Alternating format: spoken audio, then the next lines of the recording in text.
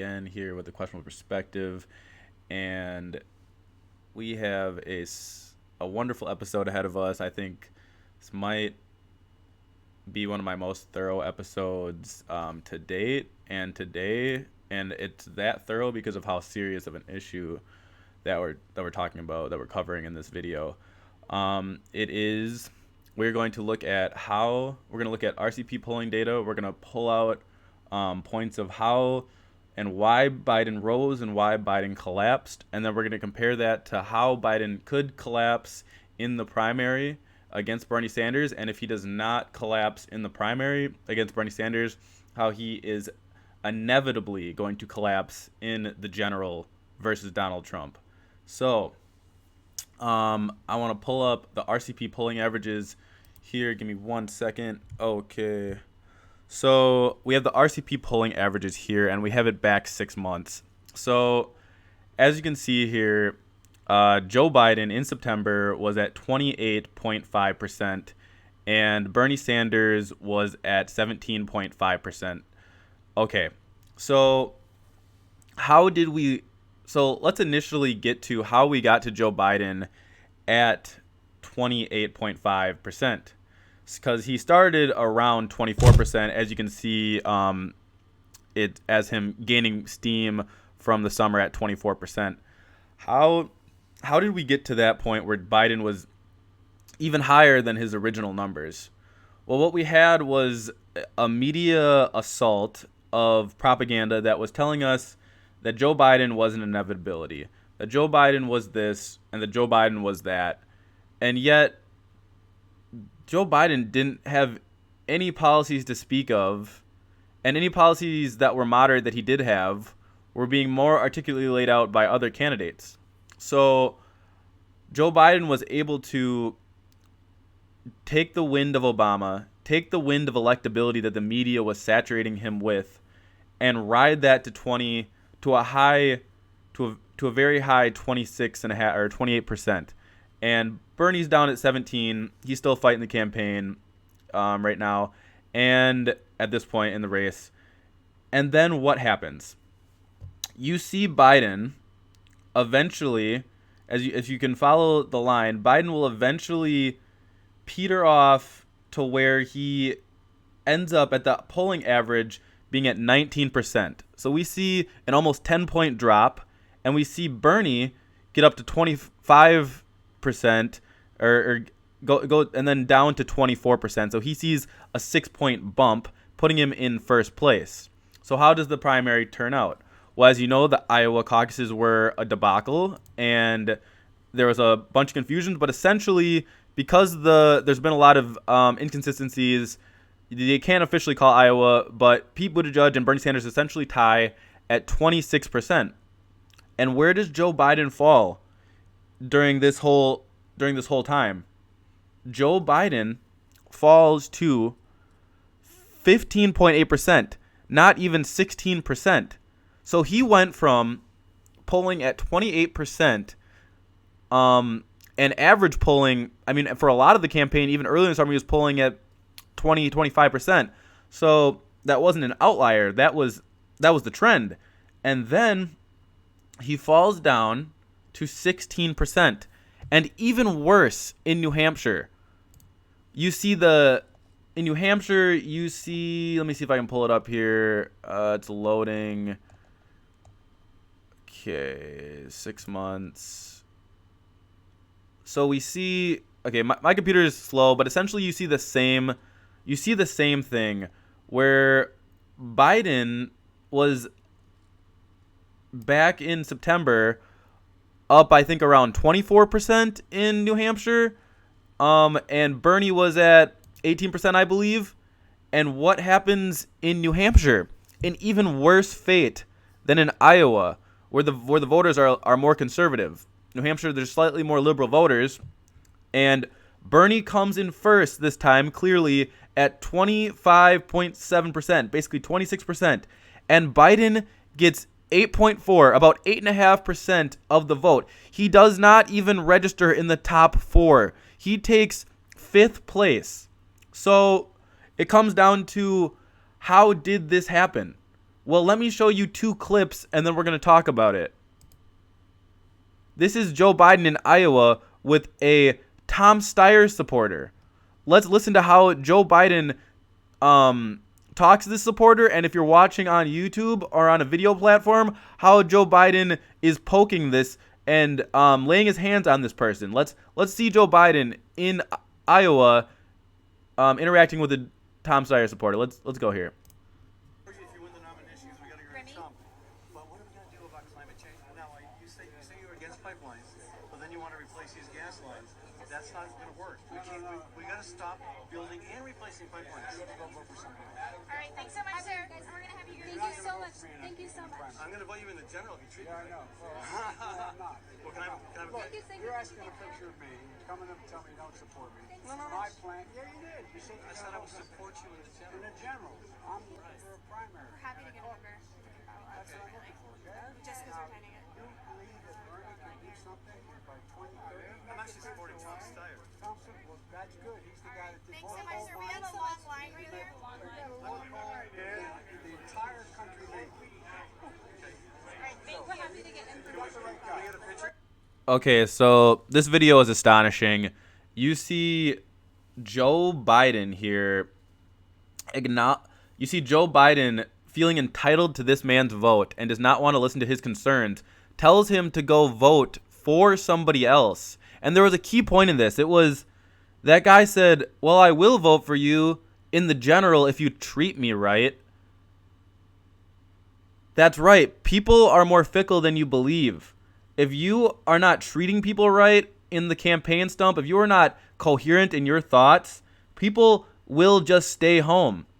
So let's go on to another video from Joe Biden's time in the early primaries. This is back around the same time. Hey, yesterday you said you accepted Bernie's apology and now you're attacking him. Why are you doing that? Why wasn't his apology enough, Mr. Vice President? Right this way, sir. Why attack Sanders? Why, you're getting nervous, man. Calm down. It's okay. He apologized for saying that I was corrupt. He didn't say anything about whether or not I was telling the truth about Social Security. Thank you, guys. We gotta do it. Wow. Okay, for those of you watching the video, you just saw him pound the guy on the chest. You saw him poking the other guy as well, and you saw him becoming enraged with a question. Well, he could have just walked away. He turns around and begins to attack this man relentlessly. Why? Acting as if though Biden is entitled to not be questioned in the middle of a primary. And it was these type of interactions that led to this drop in the polling, because the thing is that Joe Biden was exclusively built his campaign on the idea of electability.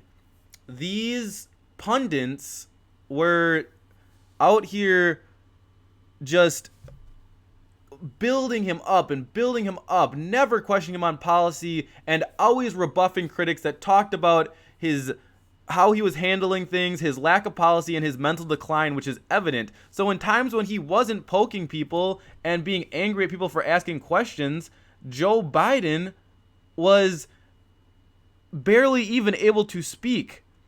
So then what happens? How does Joe Biden get back to life? Well, he takes 4th, 5th, and then 2nd in Nevada. Bernie still stomps him in Nevada, wins like 48 to 21%. And then Biden ends up winning South Carolina like 50 to 25%, a very similar margin to Nevada. But what happens? An onslaught of media propaganda is built up. And then an onslaught of media propaganda is built up against Bernie Sanders, and an onslaught of praise is put on Joe Biden. What happens? All the moderates drop out, coalesce around Biden because they are in an anti-Bernie coalition. That was obvious. They were basically speaking it out live on the air on MSNBC and CNN. So Joe Biden's support has always been based on electability. It has always been based on the ability for the media to put a shield around him. And now after Super Tuesday, after everybody was able to coalesce around him and all of this, he's now got this head of steam, and they're running with the narrative again that he is inevitable. And it would be true because nobody has ever, they're saying that Bernie Sanders cannot win, but no candidate has ever lost, I believe, Iowa and New Hampshire and came back and won it. And Joe Biden is poised to do that. So why is it that Bernie Sanders, who took a hard one to the chin on Super Tuesday, still winning California though, nonetheless, and rivaling Biden in Texas, why is it that Bernie Sanders cannot come back? It doesn't make any sense. They're running cover for Biden. They are propping him up based on the same way that he's been propped up this whole campaign, based on electability. They are not questioning his policies, and they are not questioning his cognitive decline, which is evident. So I'm going to show you videos now of Joe Biden after the coronavirus crisis is just what could propel Bernie Sanders to a second wind. Because let's take a look at videos of Joe Biden that the media is ignoring or actively suppressing. So give me one moment here. Okay, we have this video of Joe Biden. Let's pay attention closely to this one. Beef up the number of responders dealing with these crush of cases. And in addition to that, we have to make sure that if you see right there, and for the people that are listening on not non-visual platforms, Joe Biden had to wave at them to change the teleprompter because he couldn't on the fly think of his thoughts. Now let's keep going. We are in a position that we are. Well, let me go to the second thing. I've spoken enough of it. The president must use the Defense Production Act. Joe Biden could not even ad-lib anything at that moment on the fly. He could not ad-lib a thing.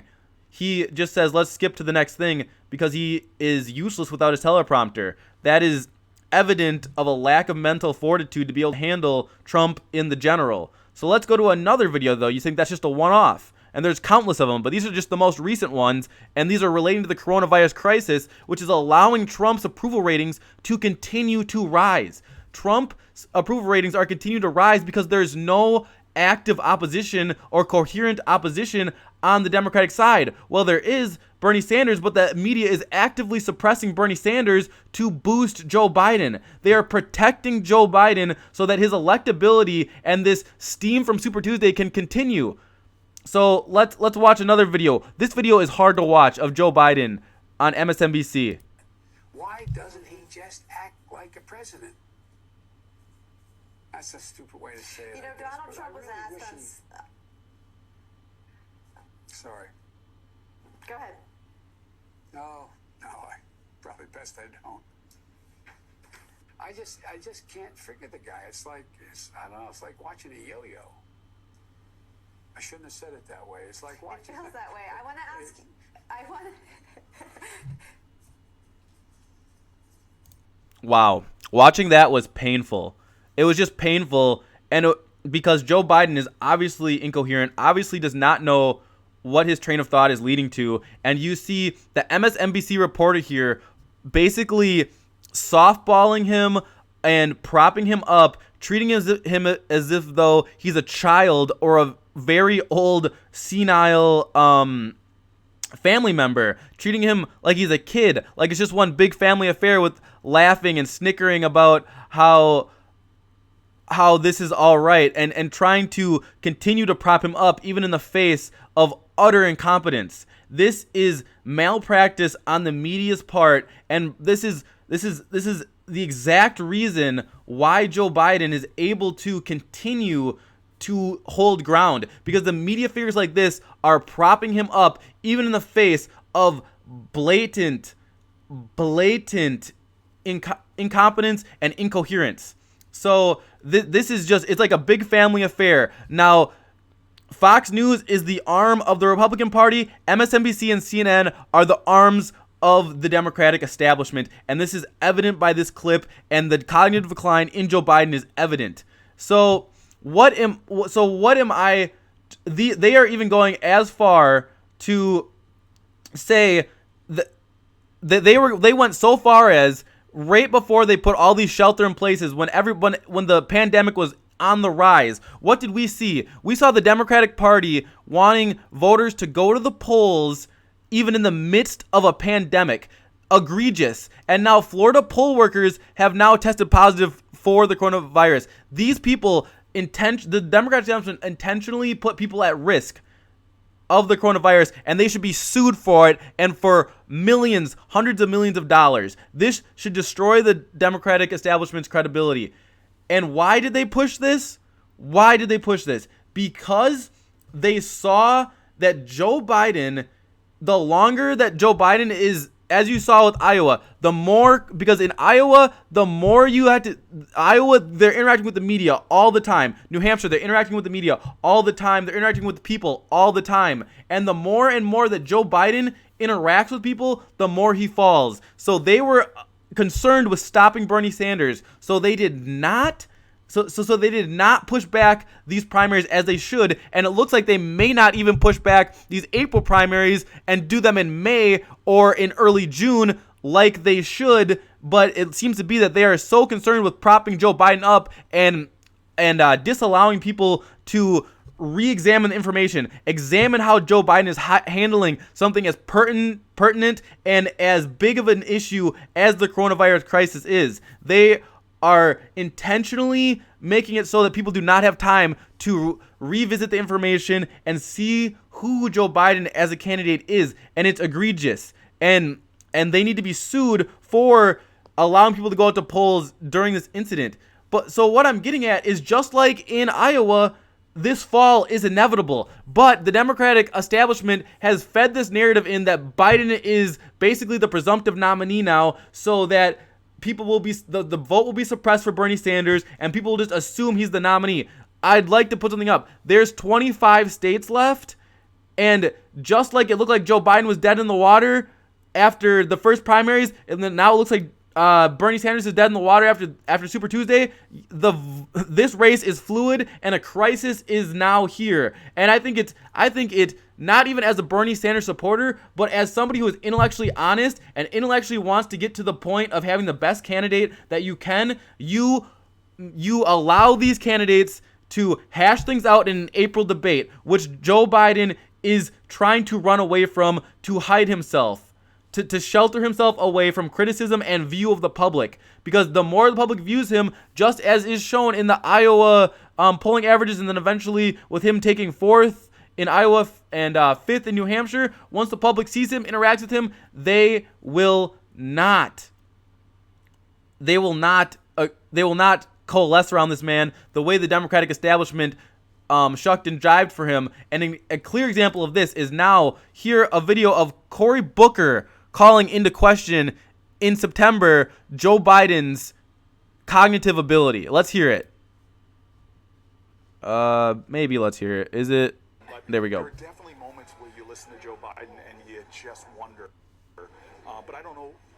Look.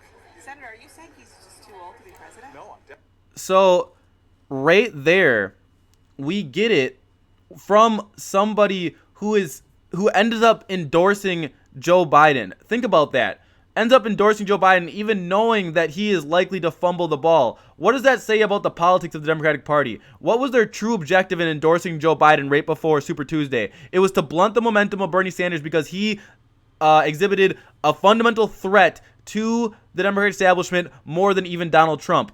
But as you can see, Donald Trump has already put attack ads with this clip from Cory Booker into ads, and it's prevalent. Anybody who is watching and who is not getting propagandized by the mainstream media can see that Joe Biden is on cognitive decline. Those videos that I showed you were hard to watch. So what I would like to say is, while they can attempt to shield Joe Biden from Bernie Sanders in the primary, this will not happen in the general.